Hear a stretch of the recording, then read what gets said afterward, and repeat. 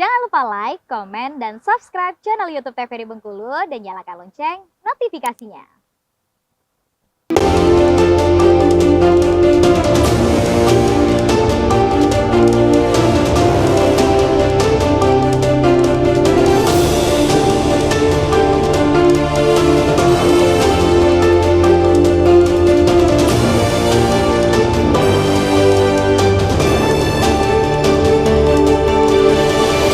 Pemirsa, Anda masih menyaksikan Berendo TVRI Bengkulu dengan tema kita hari ini terkait dengan pengurusan piutang daerah. Tadi kita sudah bahas bersama ya terkait dengan fungsi dan juga tugas dari KPKNL dan juga mekanismenya seperti apa.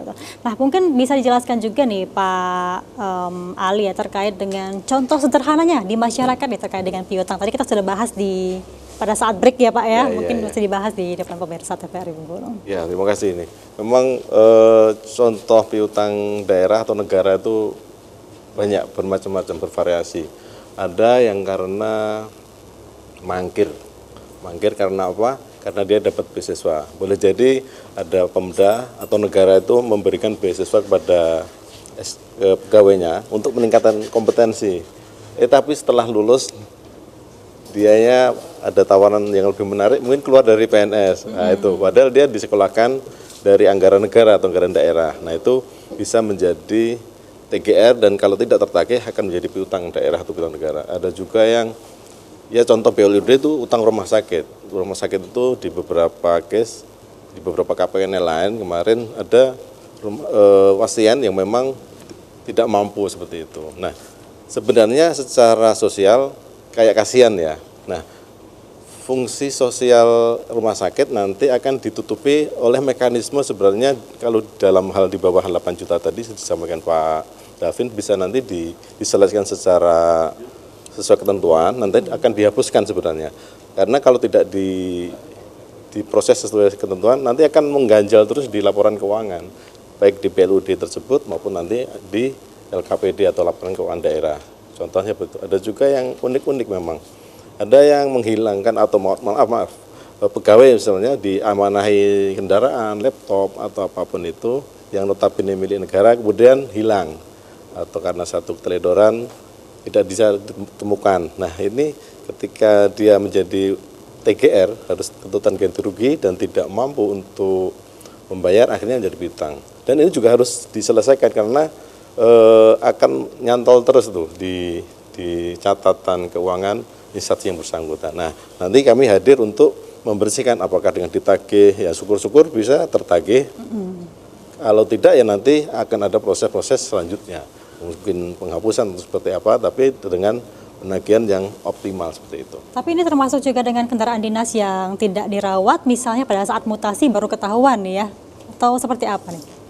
Kalau case yang pernah kita tangani karena hilang, jadi misal dibawa ke mudik ya, yang paling ekstrim ya, contoh ketika mudik ternyata di kampungnya hilang, nah berarti dia harus mempertanggungjawabkannya itu, nanti akan dinilai mobil itu sejumlah berapa yang harus dia bayar, nanti ada tim penaksir atau tim penilai yang akan menghitung nilai hutang berdasarkan existing objek itu tersebut. Seperti itu. Berarti meskipun orang tersebut dimutasi, misalnya tetap dilakukan penagihan. Ya, gitu. karena by name atas nama itunya piutangnya ya seperti itu. Baik, tapi kalau ngebahas soal proses akhir piutang daerah itu seperti apa nih Pak Davin?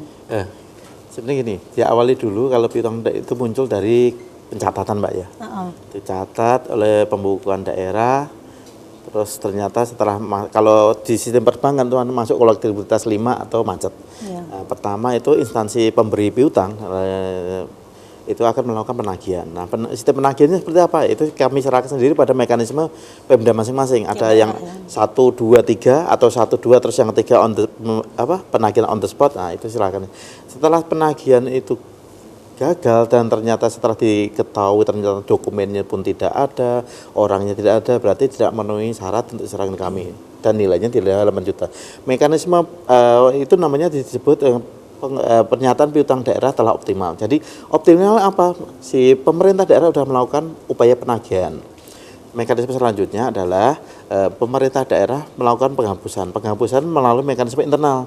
Jadi kepala dinas si pemberi piutang akan mengusulkan kepada BPKAD atau dinas yang mengurusi keuangan daerah, menyatakan bahwa piutang nominatif ini A, B, C, D ini telah macet.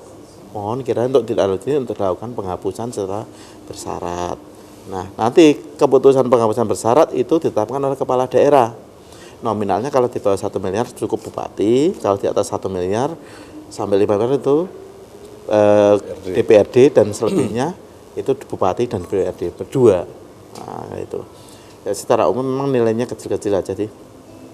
Untuk nilai yang besar dari pemerintah daerah penyerahannya itu memang dari tunggakan pembangunan proyeknya yang tidak selesai. Itu. Nah, jadi ada selisih, jadi posisinya itu harusnya kalau memang proyek itu 100% nilainya sekian rupiah, dia kurang dari itu penerimanya. Makanya itu ada timbul selisih. Itu yang nilai besar. Nah, untuk yang kecil-kecil, yang paling bantuan alat mesin pertanian itu yang hand traktor ataupun mesin tempel untuk nelayan atau cold storage-nya. Atau yang lebih ekstrim ya seperti bilang Pak Ali itu tadi, pembayaran rumah sakit yang tidak terlunasi. Jadi sebelumnya kalau posisinya itu kan rumah sakit rata-rata sudah BLUD pada layanan umum daerah. Jadi ya sesuai dengan peruntukannya BPJS Kesehatan itu golongan 3 terus naik ke golongan 2, ternyata tidak mampu, nah setelah itu jadi piutang. Mekanisme penghapusan tetap sesuai dengan aturan penghapusan yang ada. Mekanisme yang saya sebutkan tadi Mbak, tetap harus melalui penagihan sampai dengan penetapan SK penghapusan dari kepala daerah, gitu aja. Kalau di kami beda lagi. Nah, beda kami akan ditetapkan oleh panitia urusan piutang negara. Nanti mekanismenya melalui penghapusan. Muara dari penghapusan ini adalah untuk membersihkan laporan keuangan. Jadi kalau laporan keuangan sudah beres, untuk kita berbicara di konteksnya Pemda, kalau laporan keuangan sudah selesai dan dihapuskan, secara idealnya boleh pencadangan lagi dana untuk penyediaan dana bergulir untuk masyarakat yang mempunyai kelayakan lah, mempunyai syarat untuk menerima dana bergulir kembali. Kan dana bergulir itu sistemnya kan revolving, bergulir, banyak manfaat yang mengharapkan dan bertujuan untuk menggerakkan perekonomian masyarakat gitu aja. Tapi tentu dengan adanya diberikan piutang ini juga tentu dengan kriteria tertentu ya Pak ya? Ya, tidak sembarangan diberikan gitu kan? Apakah memang orang tersebut mampu, pemerintah tersebut mampu atau tidak gitu? Kriteria penerima piutang itu memang sedikit atau ya tricky ya. Jadi itu Pemda benar-benar harus mengetahui latar belakang si penerima piutang, karakternya seperti apa, usahanya seperti apa. Itu yang kadang terlewat. Di beberapa pemerintah daerah yang saya kunjungi itu sebenarnya baik, dia sudah memberikan itu, tetapi pada perjalanan waktu dia mengalami kegagalan usaha. Nah itulah yang mohon perhatian dari teman-teman Pemda, sehingga pas penyaluran piutang itu tidak semata-mata ini layak, ini tidak layak, tapi prospektusnya juga harus diperhatikan. Begitu Mbak. Karena takutnya menghindari kerugian juga. Betul. Ya Pak. Nah, prinsip kehati-hatian itu penting memang untuk penyaluran piutang. Baik, Pak Darwin dan juga Pak Ali, kita jeda dulu. Nanti kita bahas lagi dengan tema kita pengurusan piutang daerah. Kami akan kembali setelah jeda pariwara berikut ini.